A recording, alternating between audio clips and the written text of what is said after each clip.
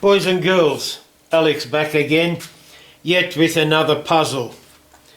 Don't get fooled into thinking that I haven't got another life. I have got other interests, but hell, who wants to watch a man drink? So rather than show you pictures and videos of me drinking, I thought I'd show you one of my new puzzles. This latest one is called Pandora's box. That's what it finishes up like. I actually made another one, which I kind of buggered up. This was my first one, the dimensions. Look, it's cute, but rather compact, so let's concentrate on this. It's got numbers on there, which I'll explain later. Get back in there. Incredible, it pops out when you don't want it to, but when you want it to come out, it doesn't. And there's also engravings on the bottom, which I will get into as well. Okay, this all starts off after SketchUp. It comes off the laser like this. This is one complete set, and as you may notice, or you may not have noticed, hang on, I'll go and get something from my drawer down here. It comes off the laser, and then there's bits you've got to then break off, and these little things, dowel alignment holds you, pop out, and well, naturally just a matter of separating all the pieces. Then you've also got these extra pieces which will then make up the box, which I'll go into in a second. Basically, to make up a piece, you've got to get to make up a piece. I'm now being a typical burr puzzle. The dimensions are set. They're sort of set on the dimensions of a burr puzzle. Is basically they tend to be the same width and same thickness, and the length is a multiple of the length and thickness. That's a concept of the burr puzzle.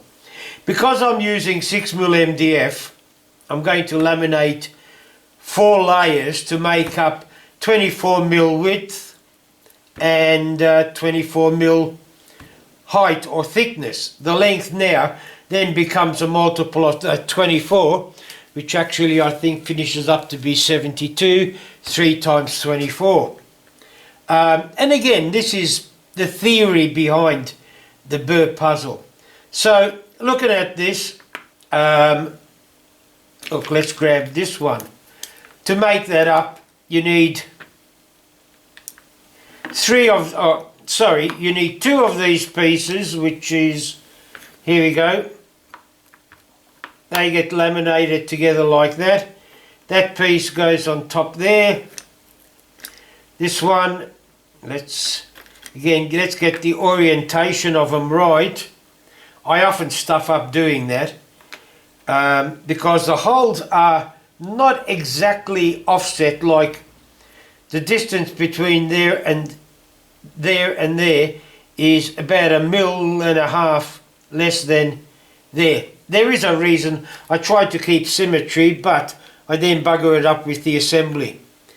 Then once you've got that, that becomes a piece which is then dowel aligned, and I'll go and get into next room. For those that haven't seen me create dowels, well, not dowels but cut dowels, I'll do it now. 24mm thickness, so I need dowels at least 24mm. I prefer to go a little bit thicker. So let's zip off to the dowels.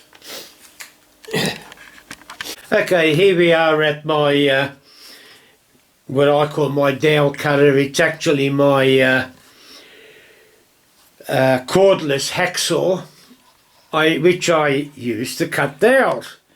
Let me zoom in, and we'll go through the process of some of them. You know, people just don't appreciate that, yeah, it doesn't come automatically, and each of these puzzles take 25 of these dowels, which I've measured off at, they're roughly about an inch, bit over an inch, 28 mil actually, to give 3 mil cut off, or 4 mil cut off. And that's basically it. And 25 of those certainly makes mincemeat out of this piece of dowel rod. And when you consider it's what, $5 a throw practically, it's suddenly it does mount up. Now let's tighten the saw up, turn it on, and I do use a push block for safety.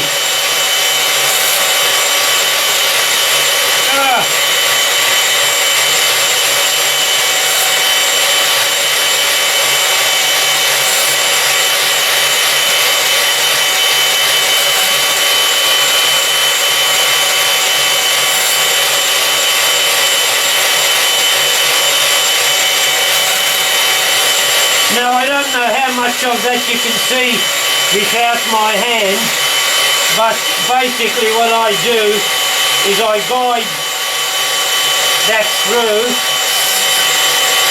cut it, push it aside until I get 25 of them. Anyway, I'll turn this off. You don't want to watch me chop my fingers off. One thing I've got to remember too is not so much turning it off, but remove the tension. Hang on, I'll zip out. Zip out, zip out. Let's see if we can get this right. Yeah, I can. It's up the top back. There's a little lever there which takes the tension off the blade. The only thing to remember is make sure you tension the blade before you start it up. Yeah, look, I have found this little beast invaluable for cutting dowels, because normally with any other saw you just throws the dowels everywhere. And look, while I never encourage it, I do recommend take the utmost safety when you're cutting those dowels. That's why I will show you with a push block, not how I might normally do it, but I do recommend you use a push block to make sure you keep your fingers away from the blade, because believe me, a blade cuts fingers much easier than a finger cuts a blade. Alright, let's get back into there and show you what we do with these dowels other than poke them up our nose and have to go to first aid to get it pulled out. Having cut the dowels, the next step is to actually, pardon me, just soften the edges to get rid of the burr, otherwise these pieces won't align too well. Then it's really a case of just simply laminating, but for God's sake make sure you get your ducks in a row. You grab a dowel, slap it in there, grab another one. You've got to do this 7 times for this piece. Some other pieces, not that many, but you've got to do at least 25 of those. And then once you've got all the dowels in, a layer of super glue, just a small dabble, that goes down there. I'll only do 2 because it's easier to push down and assemble. Dab of super glue, goes on, dab of super glue. Oops, there you are. You see, I would have buggered that one up because it didn't line up properly. It has to go that way. But again, I'm just doing this for the purpose of the exercise. This one goes on there, goes on there. Set it aside to dry. And then you get a flush trim once it's dried. Come here, my flush trim jab saw, and you hack away. Then clean it up with a bit of with a chisel to make sure it's dead flush, and sand. We won't go into that. But as I said, you've got to get your ducks in a row, because a couple of times, if you, and I've done this far too many times. Have that piece there, and for some reason I slap the dowel in, and start building it up from the wrong side, which means you finish up with a piece, as you can see, like that, which is not what you want, because the piece has to be shaped like that. And as you can see, that is just not going to work. So anyway, enough of that. As I said, you don't want to see me going through the trials and tribulations of all that shit. That goes away.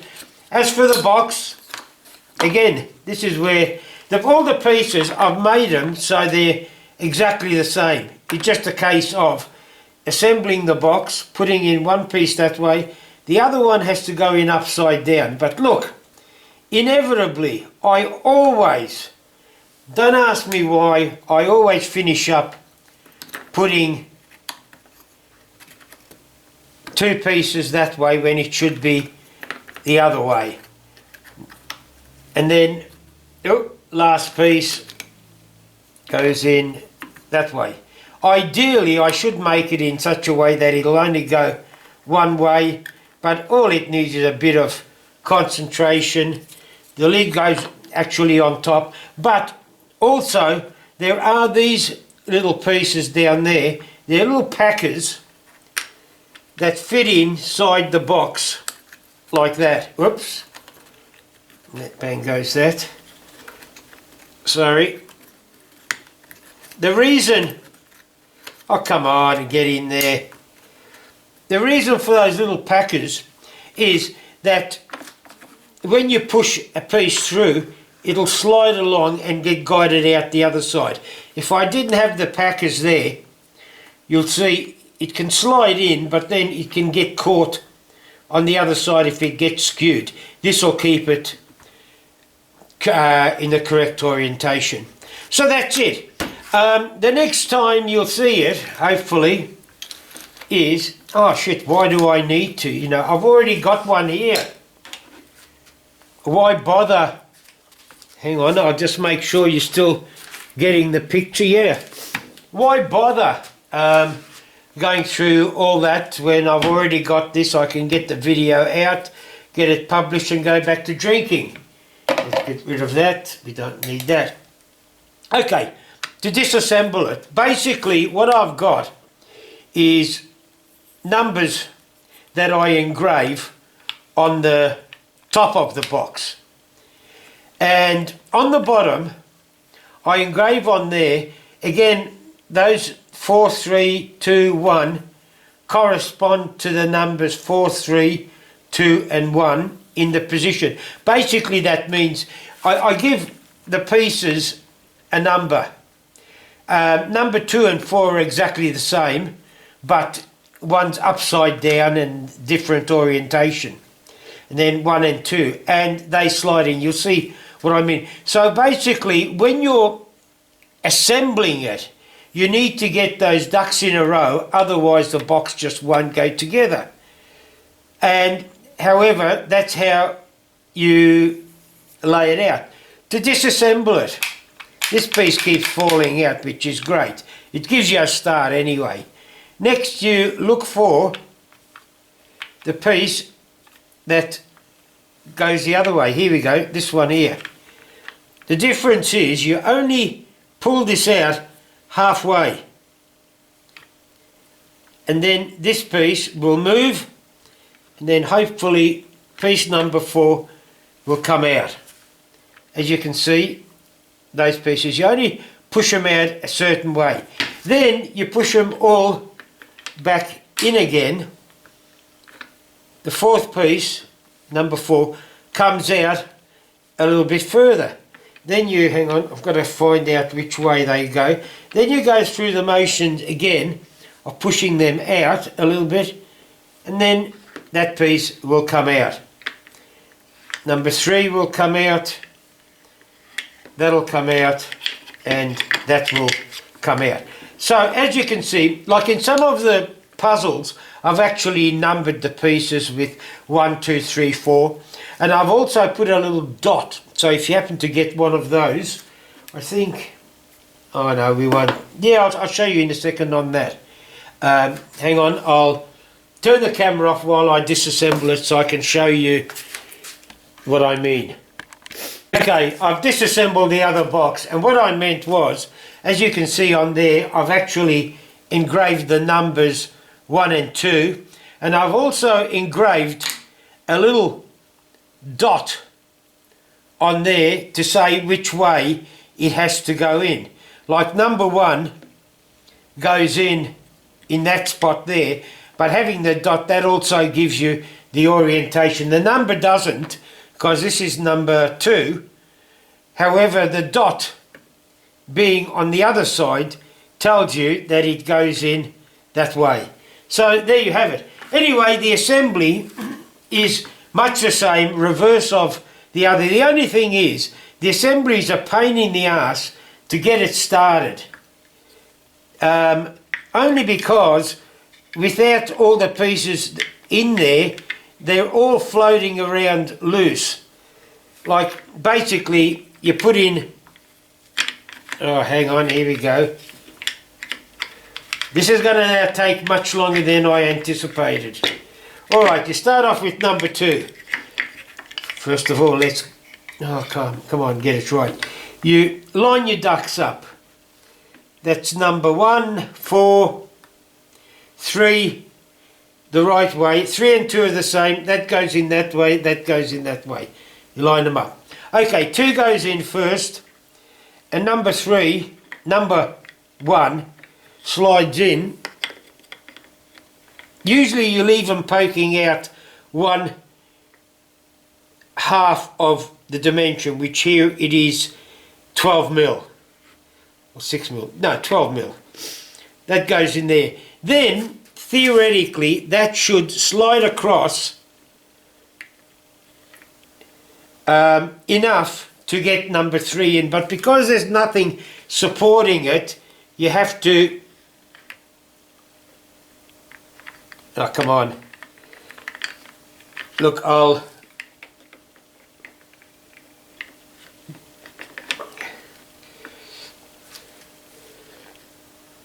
you have to just guide this until, hang on, I'll get it out of the way and look through here to get this right.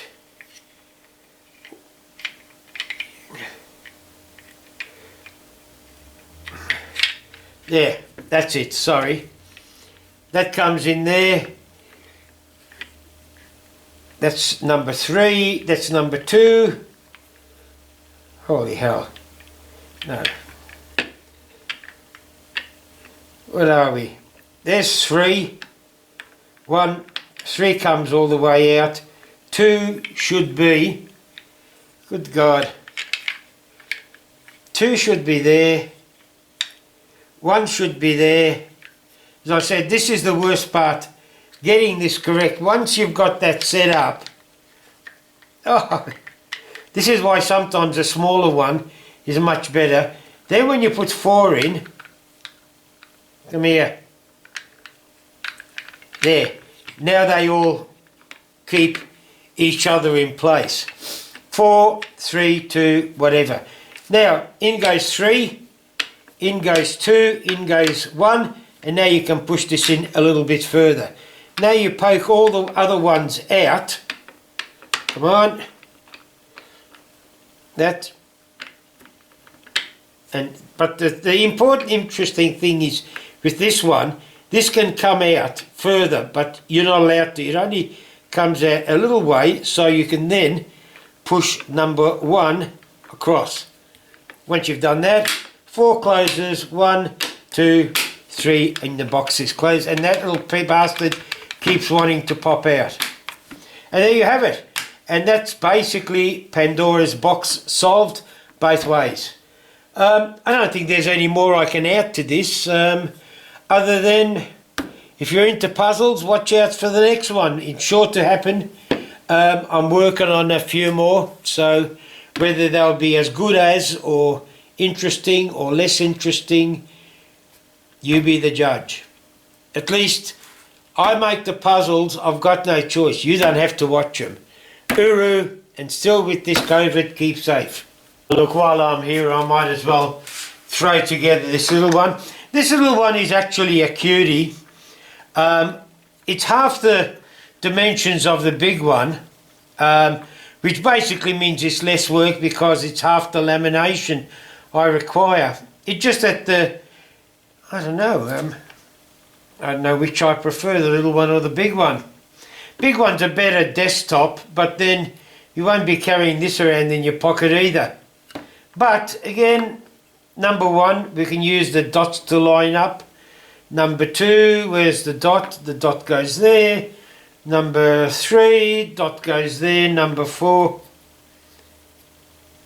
there's the dot. And as you can see, it's just so much easier. Now, actually what the instructions suggest is rather than pushing two in and whatever, they do recommend you just line these up and get three in somehow before you start doing anything super fancy. And there you have it.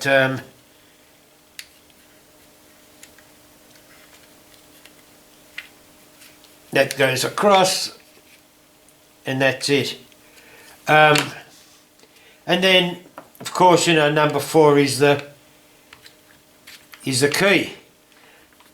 This one, as you can see, has got much tighter tolerances, which is good. I prefer that.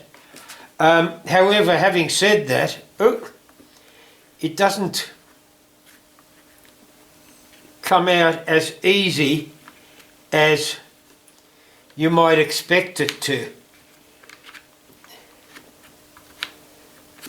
But with that, because I've allowed for a mil clearance around that thing, that's why this one is sort of so loose, like that Lautrec guy, too loose, Lautrec.